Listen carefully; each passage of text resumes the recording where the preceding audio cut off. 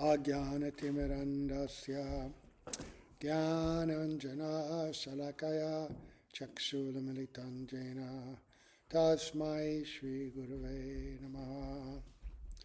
Guruve Gaurachandraya Radhikaye Tadalaye Krishnaya Krishna Bhaktaya Tadabhaktaya Namo Namaha.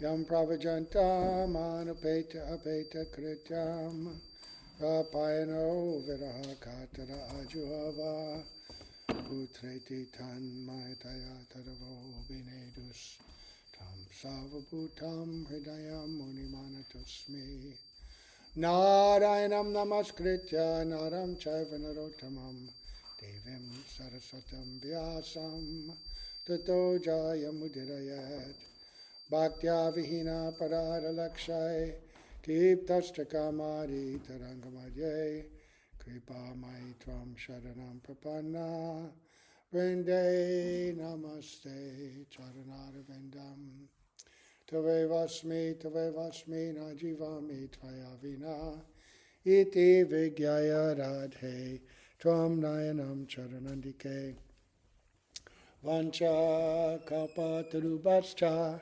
Kripa Sindhu Bevacha Patitanam Pavanebhyo Vaishnavebhyo Namo Namaha. So we begin again, and we offer our most humble obeisance unto the lotus feet of our beloved Gurus, unto Sri Guru Pada Padma Nitya Bhavishta Om Vishnu Pad Asto Tarasata Sri Srimad A.C. Bhaktivedanta Swami Maharaj Srila Prabhupada, and to Sri Guru Pada Padma Nitya Bhavishta Om Vishnu Pad Asto Tarasata Sri Srimad Bhaktivedanta Narayan Goswami Maharaj, under our exalted Rupanuga Guru Varga, and all the Sambha Vaishnavas Vaishnavis. So we have been reading about the glories of Lord Nityananda Balaram in preparation for his appearance day, coming up in India on Saturday. The Western calendars, many of them have it Friday, but we are celebrating on when he appears in India, because that's where he appears. There's some discussion about that. Anyway, so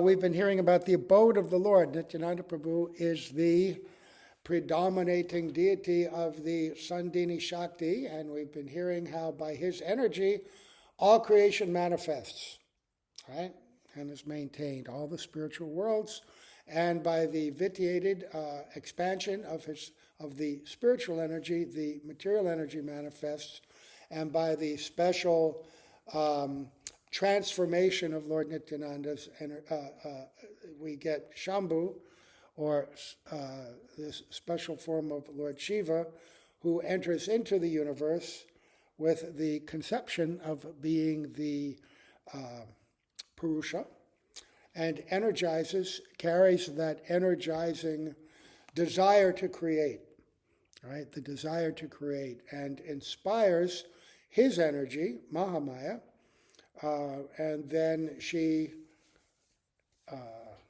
aligned with that desire, that becomes her desire, and then she manifests step by step all of the ingredients for this material energy, this material creation.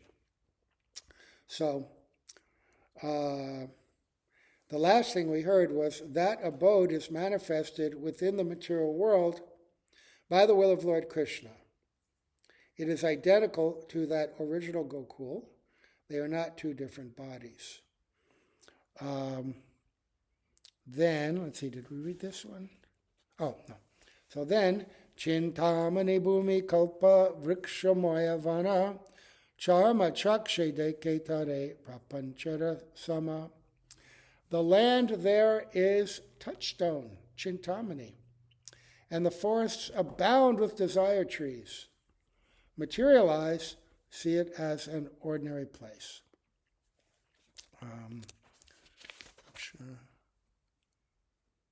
Yeah. So, Srila Prabhupada says, did I read this yesterday? Oh, anyway. By the grace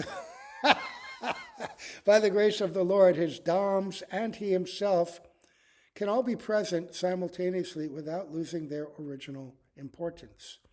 Only when one fully develops in affection and love of Godhead can one see those dhammas in their original appearance. Important phrase, right? Two things. That the abode that we see manifest in this world and that one in the spiritual world, they're non-different, and neither is diminished by the appearance of the other. They can all exist simultaneously.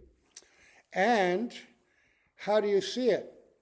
Do we see Vrindavan when we go? Do we see Navadvip? Not really. We can occupy that space, but we don't really see it, because only when one fully develops in affection and love of Godhead can one see those dhammas in their original appearance. It's like Krishna says in Bhagavad Gita, Tesham satatayuktanam bhajatam priti purvakam dadami buddhi yogam tam yenamam upayanti te. Who does Krishna inspire within the heart and give spiritual realization and intelligence? Those who are doing bhajan with deep love.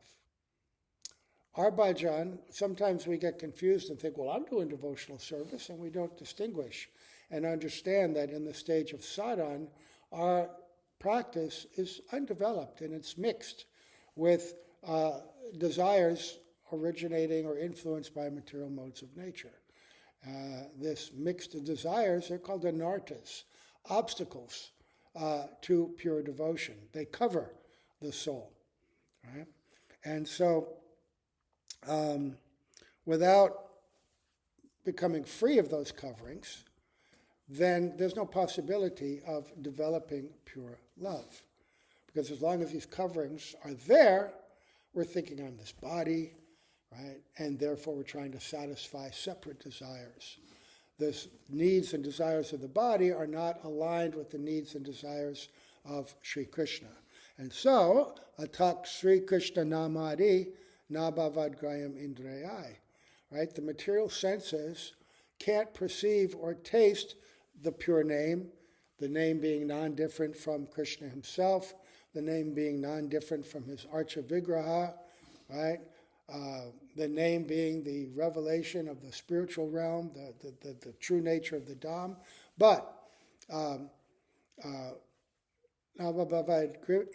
Sevan Mukhe Hi Jivadao Swayam Eva Sporatidao. By rendering seva or service, then gradually the senses become purified. And how does that ultimately take place in this age of Kali? Because we have all kinds of things that we call service, right? We have a community, we have a culture, we have an environment, and in that we do so many things. Rupa Goswami has listed 64 limbs of bhakti, and actually the limbs of bhakti are unlimited, the ways in which the purified souls serve. But these are the major categories. But what is the root, the foundation, the support of all of them? What gives them energy? What makes that all devotional service? Right? What is it? Cheto darpana marjanam, bhava mahadav agni nirvapanam. Right? Sairat kairava chandikavitaranam, vidyavadhu jivanam, anandam buddhivardhanam, pratipadam purnamritas vadhanam, sarvatma snapanam, param vijayate Shri Krishna Sankirtan. So in that, 7 excellent results from what? From chanting the holy name. Bhakti begins, is fortified, nourished by the chanting of the holy name, and by that, the mirror of the heart. We were talking about the mirror of the heart yesterday, how that mirror of the heart is that which allows us to perceive the spiritual realm, to see Radha and Krishna according to our relationship, according to our love. But right now, that mirror is all covered with dust, right? The dust of material attachments, material contamination. And the way to cleanse that is by that chanting, right? No other way. Harinam, Harinam, Harinam, Eva Kevalam, Kalo Nasteva, Nasteva, Nasteva, Gatiranyata. Nothing else but chanting. So sometimes we get all caught up in this, culture of bhakti because there's so many things to do. And Gurudev used to talk about that. And he would talk about even leaders of society, senior people, sannyasis, who get so busy doing all of their service in their institution that they neglect their chanting. And then their bhakti stagnates, right? Or diminishes. Because without being nourished by that chanting, because chanting is how we cultivate our real sense of relationship, right? When we understand Nama Chintamani Krishnas Chaitanya Rasa Vigraha Purna Shuddho Nitya Mukta Binadvan Nama Namino. Nama Chintamani Krishnas. The name of Krishna is transcendental, like Chintamani, touchstone.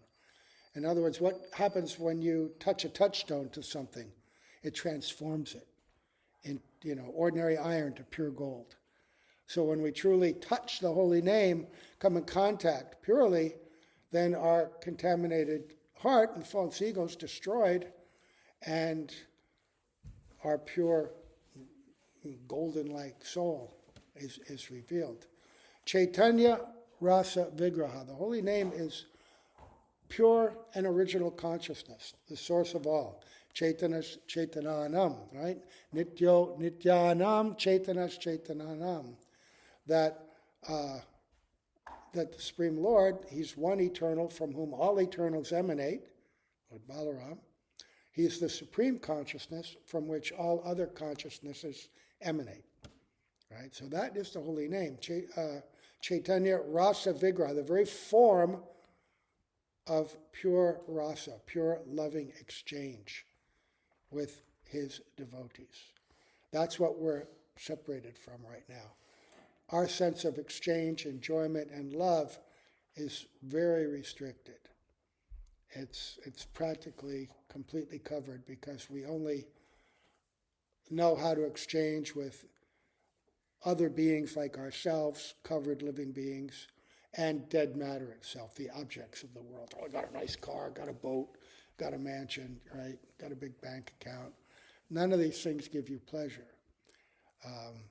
It's funny because whenever there's so many interviews where you see some really wealthy, successful person, and they say, well, I always wanted this money, but then I found out when I got the money, I still wasn't happy. Right? And people that don't have money say, wow, that's crazy. Give me the money then. But they can't, because they still want it. And admittedly, there's some diminishment of some material misery by that. But it still doesn't give you happiness, because happiness comes on the level of the soul, right? Rasa Vigraha. Purna, Shuddho, Nityamukto, complete, pure, perfect, eternally liberated, non-different from Krishna Himself. Right? So if we don't chant, then none of this, we can read books, we can study, we can do all this other seva, but we're not going to have the key, the gateway to enter into all of this. Now that's not to say that we should just chant and not do seva, because seva is the means by which we cultivate our humble relationship with Guru. We have to do physical seva, because then we are putting in effect, I am your servant. It's not just a mental conception then. Oh yes, okay, I'm going to subject myself and do your seva. And that's how we begin to cultivate humility. And without that mood of humility, chanting doesn't progress, right? Trinadapi sunichena tarodapi suhishnana amanina manadena kirtanir siddhahari. That Mahaprabhu instructs. You have to be humble. You have to chant the holy name in a humble state of mind, thinking yourself lower than the straw on the street or the grass on the ground. The grass on the ground seems pretty humble because everybody steps on it. But even the grass has some ego, Because when you step on it, okay, but then after you go, it springs up again. Oh, I am grass. Some minimal, some ego is there. We have to be completely humble and more tolerant than the tree. Not only tolerant, but Bhaktisiddhanta Saraswati Prabhupada explains that description of the tree means also that mood of unconditional service of the tree. The tree does everything without complaint. Whether you water it or not, whatever you do, it will give you its fruits. You can cut off its limbs for firewood. You can take its bark for medicine or whatever, leaves for medicine, for cooking, whatever it is, the tree will give everything without complaint. So tolerance and compassion, munificence, they go hand in hand. So only when one fully develops in affection and love of God can one see those dhams in their original appearance. Right? Sri Narottam Das Thakur, a great acharya in the preceptorial line of Lord Sri Chaitanya Mahaprabhu, has said for our benefit that one can perfectly see the dham only when one completely gives up the mentality of lording it over material nature. Right? That beautiful song, Kabe Habe Bolo Se Didamar. Right? When will I give up all this? One's spiritual vision develops proportionately to one's giving up the debased mentality of unnecessarily enjoying matter. A diseased person who has become diseased because of a certain bad habit must be ready to follow the advice of the physician. And as a natural sequence, he must attempt to give up the cause of the disease. The patient cannot indulge in the bad habit and at the same time expect to be cured by the physician. So in other words, even if you've given medicine, that's one part of it, that's the do, but you've also got to give things up. And the path of sadhana bhakti, Krishnadas Chakravarti Thakur, in that nice little book, Bhakti Samrita Sindhu Bindu, he's taking key points from Bhakti Samrita Sindhu. Jai Shri Shri Radha Radharamanju Ki Jai Srimati Lalita Vishaka Shri Rupa Manjari Rati Manjari Srila Prabhupada Srila Gurudev Ki Jai. There they are. I wonder if I can show them there. Let's see. Let's see. Yeah, there we go. That's who we're sitting in front of. So, yeah. Right. So, he shows, and there's a little chart in the book, Sadhana Bhakti, Nivritti Marg, Pravritti Marg. Nivritti means those things that you give up, and Pravritti is those things that you do. So we've got to do both. Right? Got to do both. There's a story, you know the story of the wedding party? Maybe you've heard this one. Wealthy man, his family, his daughter's going to get married, right? The fulfillment of all his hopes and dreams, right? And they were going to have a very elaborate wedding, but it was downriver. It was some distance away. So they had contracted with a very famous boatman who had a big party boat, right? Giant boat, and he had powerful, powerful rowers. And he said, we have to be down at this town by a certain time so that the wedding can begin at the auspicious time. Otherwise, it won't take place. It'll be ruined. And the man says, don't worry, I have the most powerful rowers. We will easily get you there. They'll row all night, right? So the man said, very good, very good. And it was really foggy that night. Fog was covering everything. They couldn't see anything, right? Could barely see the boat that they were on. And they get on the boat, and then underneath were quarters for everybody and a big party room. So all night long, they're downstairs, celebrating, partying. Meanwhile, upstairs, on the boat, the rowers are there. And before they row, in order to be able to tolerate the excruciating pain of rowing like that vigorously all night long, they take some ganja, right? Even now, ganja is used for pain relief, right? So they were taking it, and they were intoxicated and very happy, and they're rowing all night. In the fog, they can't see, but doesn't matter. River only goes one way.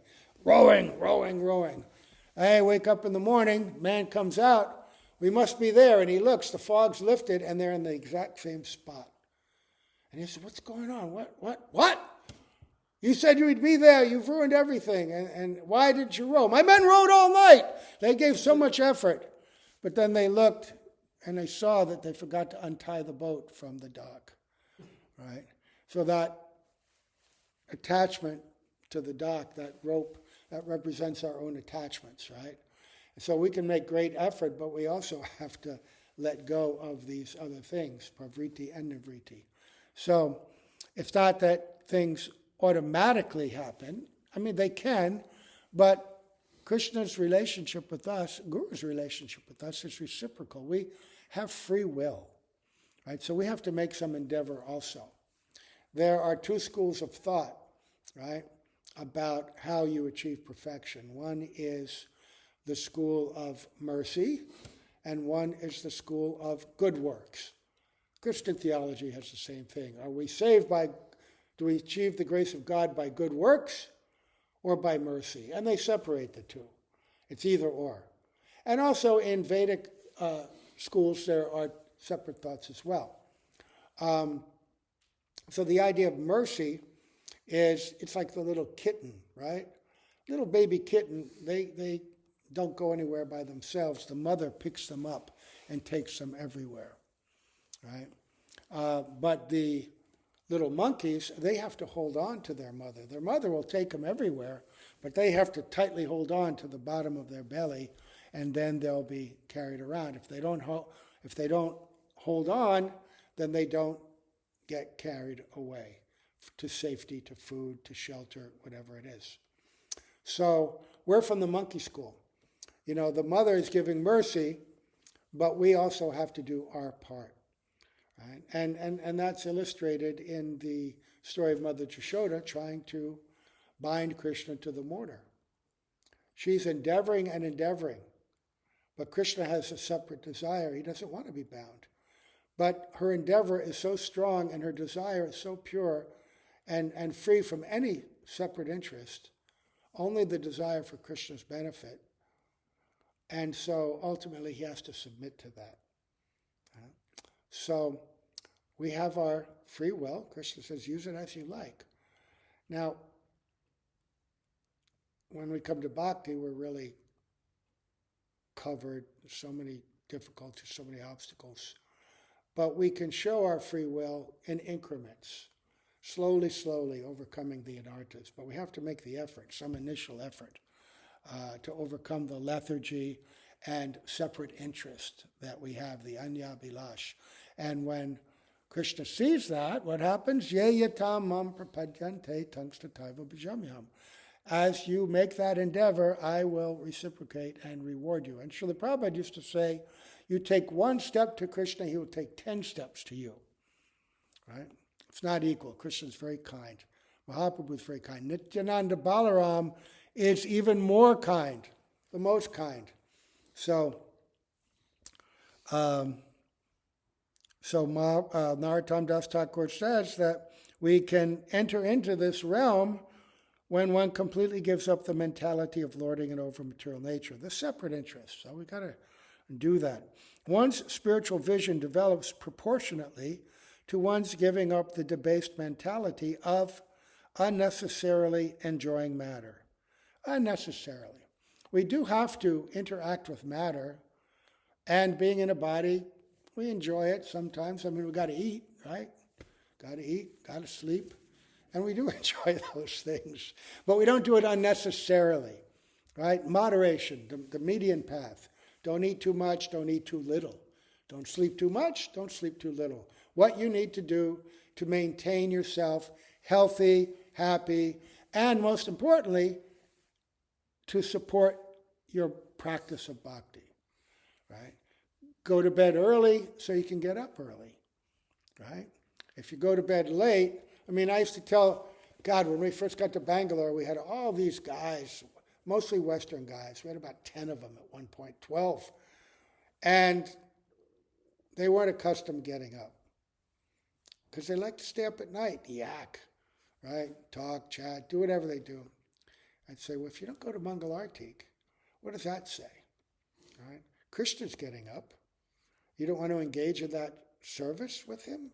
You don't want to, we say we want to be maidservants of Srimati Radhika. Well, those maidservants are doing this every morning, right? That's the whole Mangalartik song. It's the description of that, right?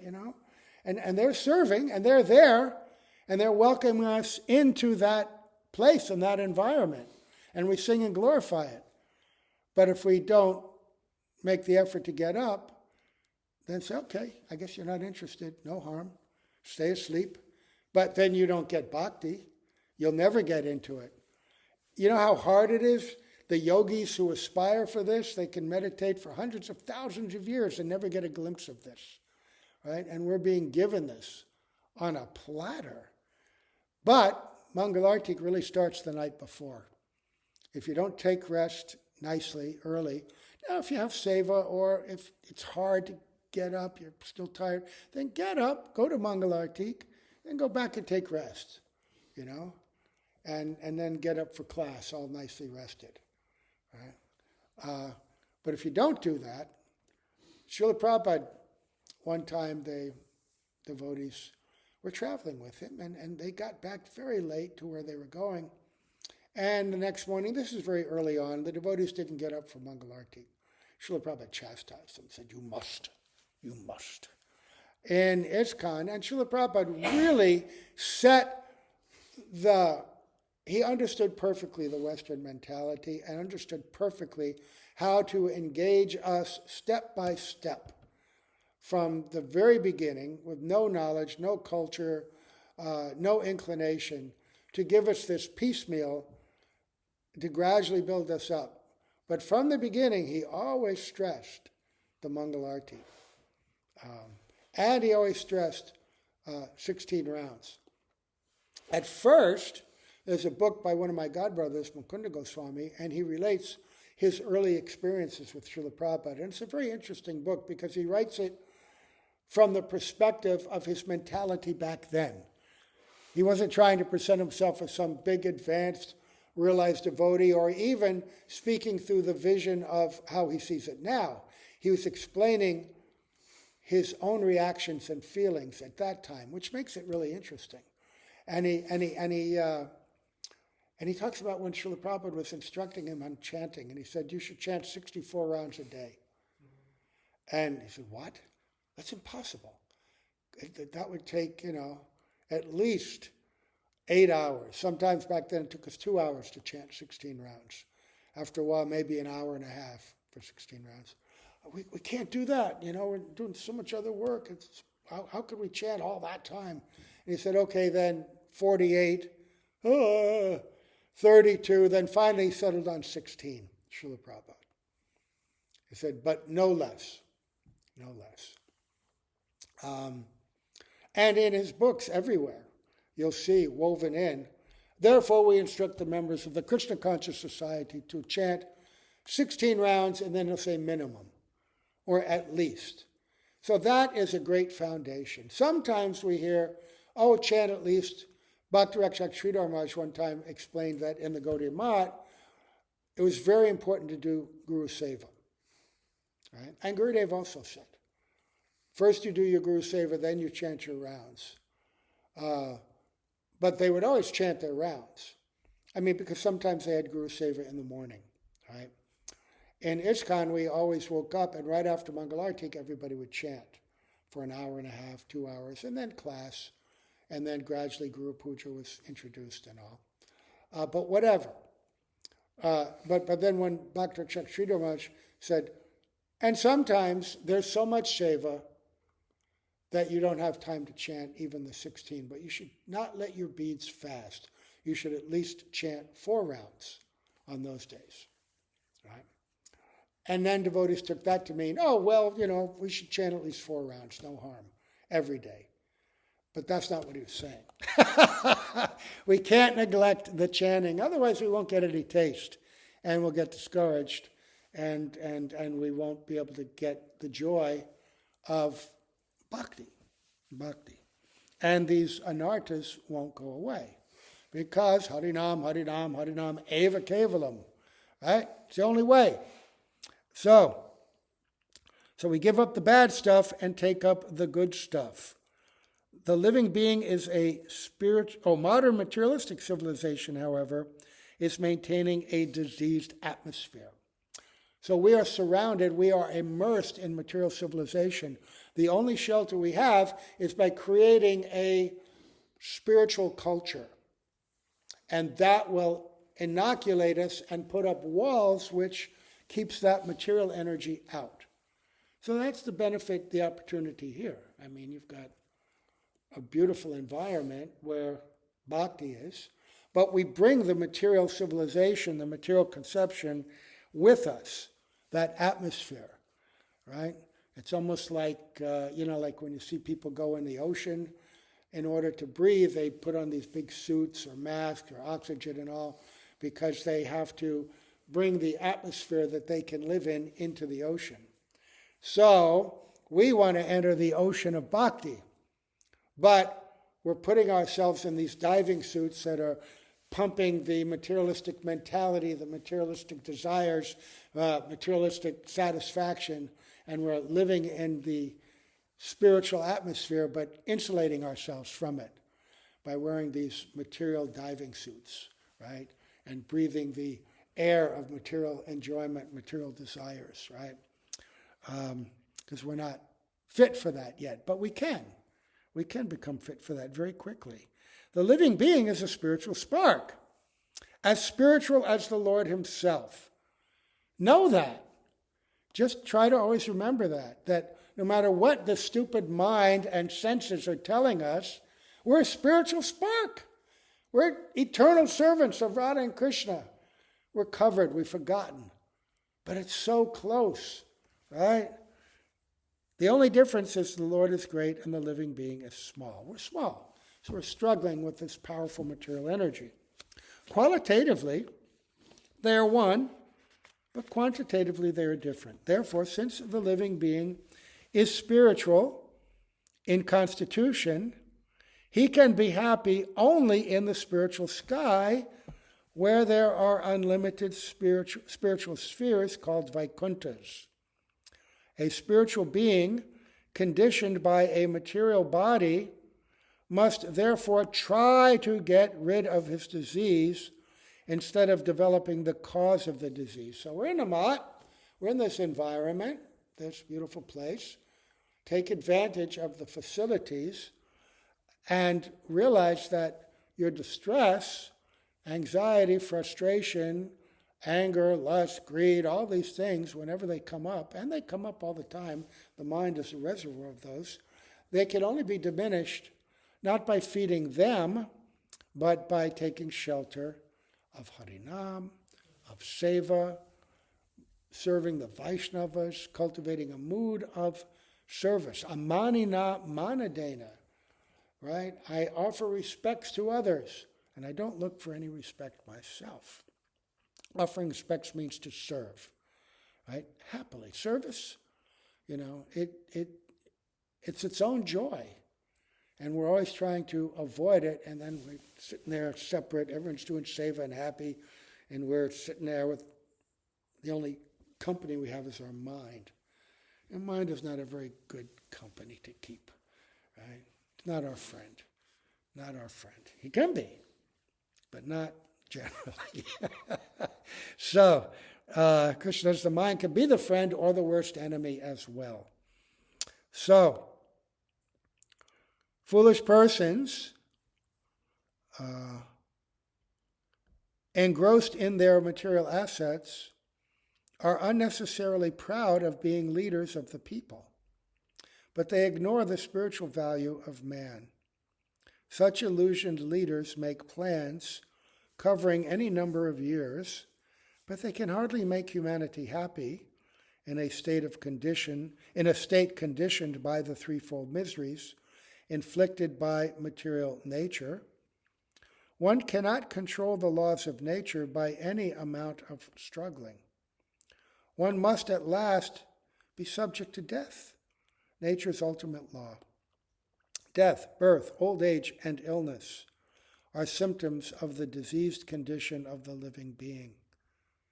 The highest aim of human life should therefore be to get free from these miseries and go back home, back to Godhead. Very beautiful purport, very powerful. Prema nete deke tara sarup prakash gopa gopi sange janha Krishna ravilas. But with the eyes of love of Godhead, one can see its real identity as the place where Lord Krishna performs his pastimes with the cowherd boys and cowherd girls. Okay, so the next verse is this famous verse from the Brahma Samhita, which we've all heard, right?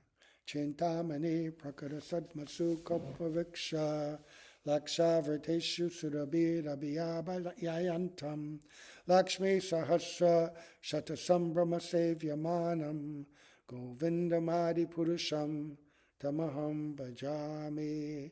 This is Lord Brahma's vision of the spiritual realm of Goloka Vrindavan granted to him by Sri Garbhodakshai Vishnu. I worship Govinda, the primeval Lord, the first progenitor, who is tending cows, yielding all desires in abodes built with spiritual gems and surrounded by millions of purpose trees, kalpavriksha trees, desire trees. He is always served with great reverence and affection by hundreds and thousands of goddesses of fortune.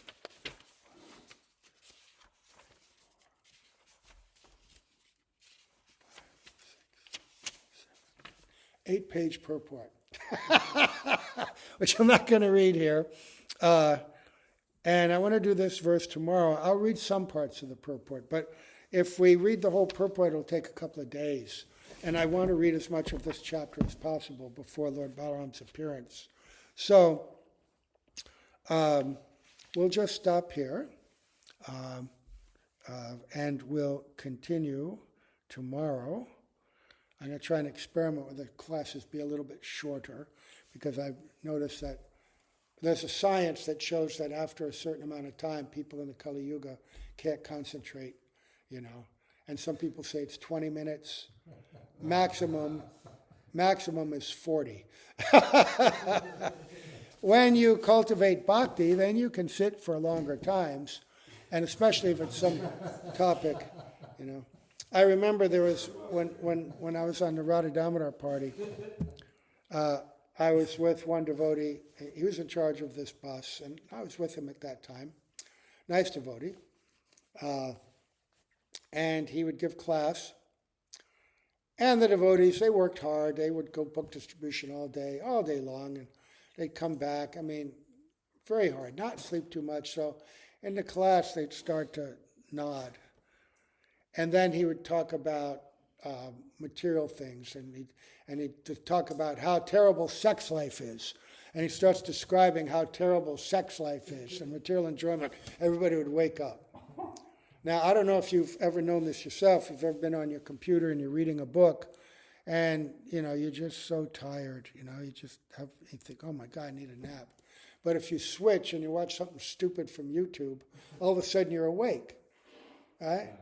What is that? Were you tired or were you not? No, the thing is, we don't have a taste. We're inattentive. And then Nidra Devi covers us. The story Bhakti Rakshak Sridhar Maharaj tells that one time he was approached by a man because he was the sadhu in that area. And in Bengal, people have faith in sadhus, but they come to them for all their worldly problems as well. So this man came and he said, "Oh, Maharaj, I have this terrible problem. I haven't been able to sleep for 3 weeks. no sleep at all. I try to sleep. I toss and turn all night. I'm exhausted. I'm tired. I'm ill. I need to sleep. I don't know what to do. And Srila Sri Maharaj says, I have the solution. So you should come to Bhagavatam class tomorrow morning, and we will, and sit in the class. And the man came into the class, and he hadn't been able to sleep for 3 weeks, but Srila Sri Maharaj is speaking, and Srila Sri Maharaj is eloquent, such a wonderful speaker, you just become entranced. But the man, after just a minute or two, immediately fell asleep. And the class went on, probably at least for an hour or so. Then the class is over, and the man woke up and he said, oh my God, I was able to sleep. I feel so wonderful. How did you do it? And he said, oh, you were sitting in Bhagavatam class, and Nidra Devi, the goddess of sleep, has been given a benediction that anybody who's sitting in the Bhagavatam class, but they're not interested, she can sit on their head and make them sleep, right? So I knew that if you came to Bhagavatam, Nidra Devi would help you sleep. So that's our situation sometimes as well. We have to fight that. So we'll continue tomorrow. But remember, hearing, why do we hear? So that we can gain enthusiasm for chanting, right? And our chanting will be informed. Wait a minute. What did I just say? Chanting will be informed. No, just before that. No, not you. The two guys who were talking while I was talking, one time Srila Prabhupada was in a class with Bhaktisiddhanta Saraswati Prabhupada. And a man asked him a question. He couldn't understand what Saraswati Prabhupada was saying. So Srila Prabhupada starts talking and explaining. And Bhaktisiddhanta Saraswati Prabhupada said, oh, you're so perfect, you know so much, you don't have to hear. Right? And Srila Prabhupada said, oh. And he became very happy. He said, oh, that was the glory of my life, the perfection of my life. I was chastised by my spiritual master. But he chastised, making the point that when the class is going on, you listen. And you try to imbibe those messages. And anyway, that's why I cut it off, because I know that things are starting to drift. So we'll continue tomorrow. We're getting more people here. We got Nityananda and Taruni and Madhuri. Madhuri's in the Eastern time zone also. I think Nityananda and Taruni in Bolivia have the same time zone as us. Oh, we were reading chapter 5. I think we started with verse 20. Okay. All right. So, cut this off. We'll do our Guru Puja.